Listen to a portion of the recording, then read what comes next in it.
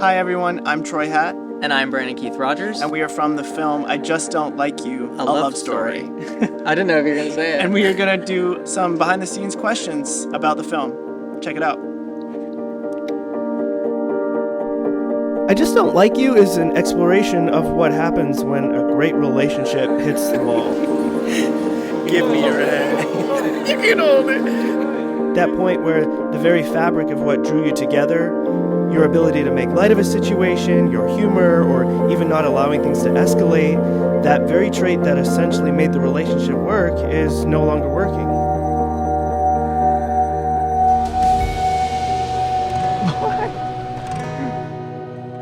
There's also a really great twist at the end.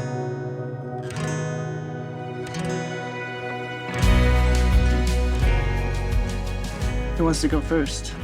I think how I'm similar to Jacob is he is a little more of like a type A personality, I feel like, and I'm very particular, and I think Jacob is also someone who, when he has an idea implanted in his head of how something should be or what he wants out of life, he, isn't gonna hold himself back from going for it, even if that requires having to say goodbye to something that's really hard. I love you, Justin. I just don't like you very much. Oof. I think I'm an optimist that's always looking for adventure. Justin wears his emotions on his sleeve. He likes to choose joy as much as he can, but when everything kind of clicks and he gets triggered to a certain extent, Justin! eventually Wow. all the emotions come out. You tell me you don't like Star Wars?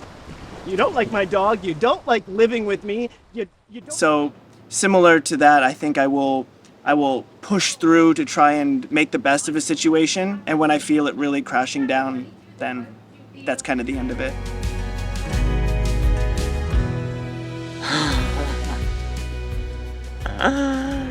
How many times? The limit does not exist. How many is infinity again? I guess I would say like a solid 7. But not like real relationships, like people, like, you know what I mean? Like where it's like I would say an extended talking phase. I've only been in 2 relationships, and my first relationship, I was the one that thought that it was important for me to move on and explore parts of myself that I felt I couldn't do in that relationship. But the truth is I hold my friendships extremely, extremely close. And so when I feel like a friendship breaking down, whether it's their doing or my doing, I feel like I've experienced heartbreak in that sense that's, to me, not any different emotionally. I don't think the preparation would be any different.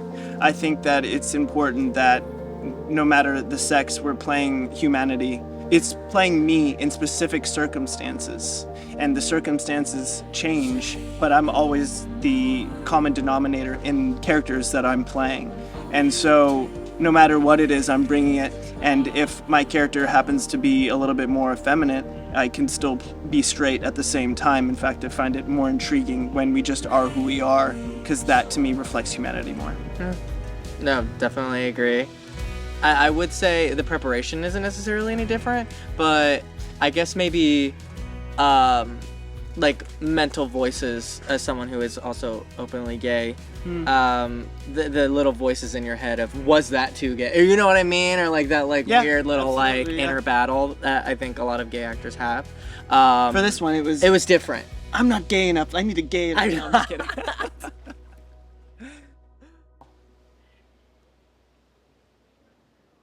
I know mine. My favorite Then go scene to into it, film yeah. was... I don't want to give anything away too deeply, but basically there's a lot of grievances that I have with this one, and I air them out in a very passionately written and delivered monologue. And it was a lot of fun because we got to play around with it a little bit more than I feel like we got to do, at least as far as anything material with me. Yeah.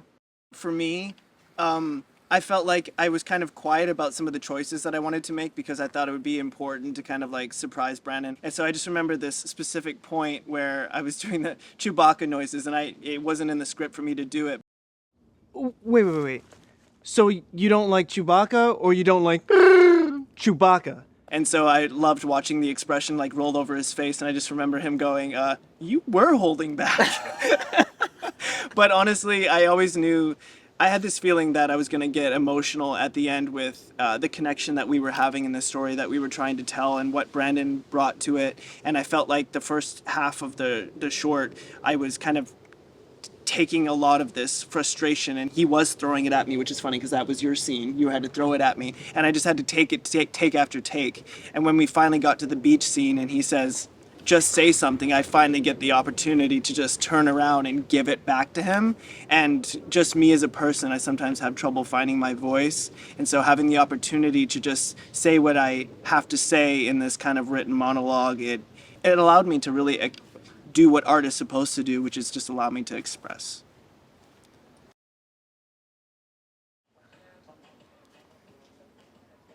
I guess I don't know if you're Oh, really? I have something. Go.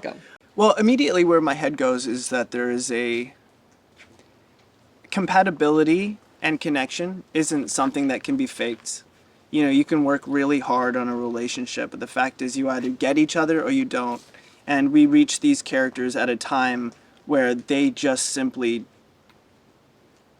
have lost that connection, and they're trying their best to overcome it in the different ways that they can, and it fails. And that's because it's time for them to move on, and they may have known it for a couple of months, but now is the opportunity that they get, and they've obviously taken this opportunity to try and test out their will, and they get their answer, and the answer is extremely loud, and it doesn't really get louder than what they received. And so what did I learn from that? It solidified that connection defies all.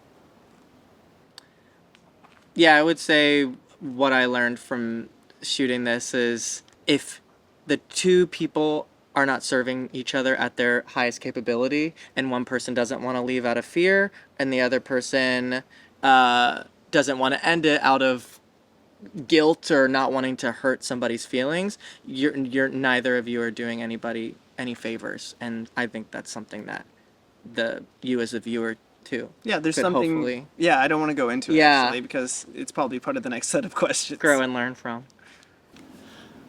I think Justin did. I think Justin made the first move. I can see that. Yep. Yeah. Just ended it. No, definitely. I feel like Justin's character, it's alluded that they've been together since high school. And I feel like Justin's character would have probably maybe been out beforehand. I think Justin is playful and silly and adventurous. So I wouldn't be surprised if their connection came from some type of new experience that Justin had, and Jacob just happened to be there. So I think it would be correct that whether it was the first move, I placed myself in a position where we would somehow meet.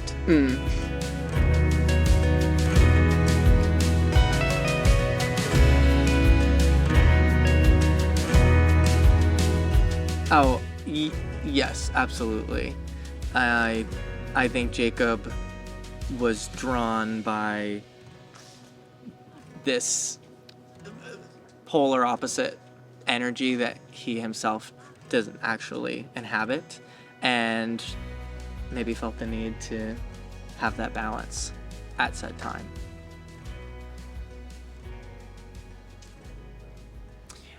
I think art is supposed to act as a mirror. So I think when they watch this, somebody is actually going through this right now, and they're seeing how everything plays out, and maybe they won't make it so difficult on themselves to kind of move on. It doesn't have to get ugly. They don't have to scream at each other. Sometimes it's about finding your own voice and saying, hey guys, we're becoming two different people.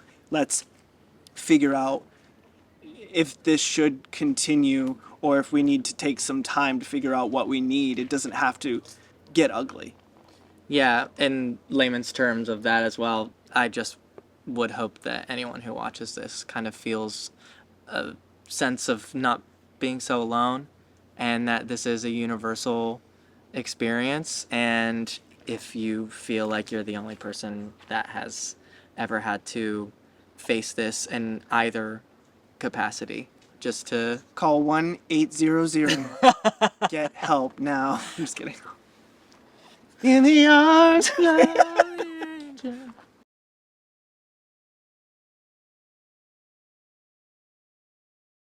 Well, it's kind of that age-old saying, which came first, the chicken or the egg? Yes. I thought you were gonna say it's better to have loved and lost than to have never loved at all. It's the age-old saying. We should have tried to say it at the same time. But no, it is a love story. And it's like that quote from the Sex and the City episode where, she's like, once you've loved somebody for so long, where does the love go?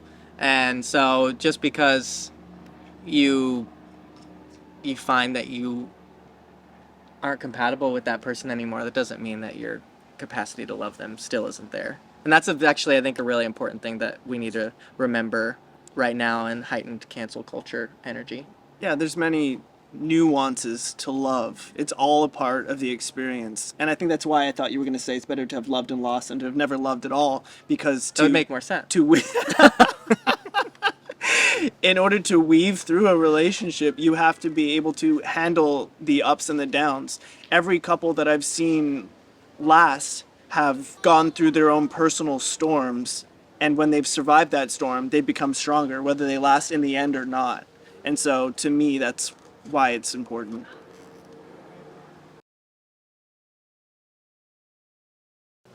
I was like, yo, that's meta, bro. I'm like, is this a Black Mirror episode, dude? or Yeah, what? yeah. When I saw when I read the twist, I was like, oh, I'm on board.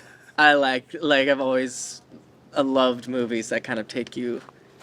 It's outside the box, and it only, this whole short is about making people think about their relationships, but also about different ways that other people could experience trying to figure out how to fix their relationship. And in a short film, you're trying to tell a full feature in, 15, 20 minutes. And so to kind of dive into that element of things, it just basically you get straight to the point.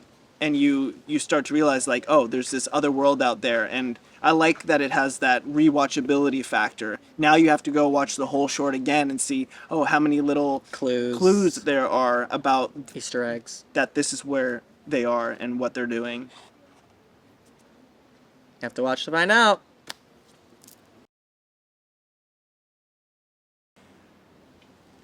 The word that kind of comes into my head is freedom. I think, there's this part at the end of Castaway where he stands in the center of like a four-way stop and he just sees all the different streets that he could take. I don't think Justin really wanted to break up. He was going to have it happen to him because he's not somebody who gives up easy. And so I feel like he's going to need some time to process what happened. And the real question is, does he jump into a relationship right away, or does he actually take the time to rebuild and think about some of the faults that he has as a person before jumping right back in? And knowing that character, after playing it, I'd say that he probably jumps right into a relationship right after, and that also fails, and then he finally takes the time to get to know himself a bit better before he jumps into something else. That's actually kind of funny because I wasn't thinking that for Justin. Oh shit! Did you think we were gonna get back together? No, I didn't think I didn't think Justin and Jacob were gonna get back together, but I do think that the despair of this kind of getting the wool, what is that phrase? I can't the think rug of pulled out phrases. from under? Yes, getting the rug From pulled under. from under him. He actually kind of has that little bit more of a open capacity for something honest and someone who actually fully loves him, quirks and all. And I actually think Jacob tries to search for his idea of what love looks like to him, and I think he has certain goals in his life that maybe he just didn't see Justin lining up fully a part of that world. And I actually kind of think Jacob will end up unsatisfied forever. I don't think he'll ever, not forever, but for a long time. Yeah, and I think Justin finds love sooner.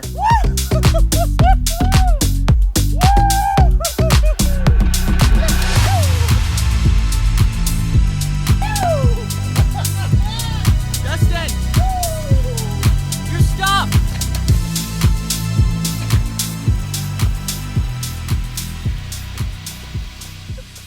I actually got like super emotional trying to figure out where my character went because I think life is beautiful. I read biographies all the time and I'm always curious, and I catch up with so many people because I'm always curious to see what life is going to paint for them. But anyway, we really appreciate you taking the time to watch this little segment. We hope you really enjoy the short. I Just Don't Like You. A love story. Welcome back.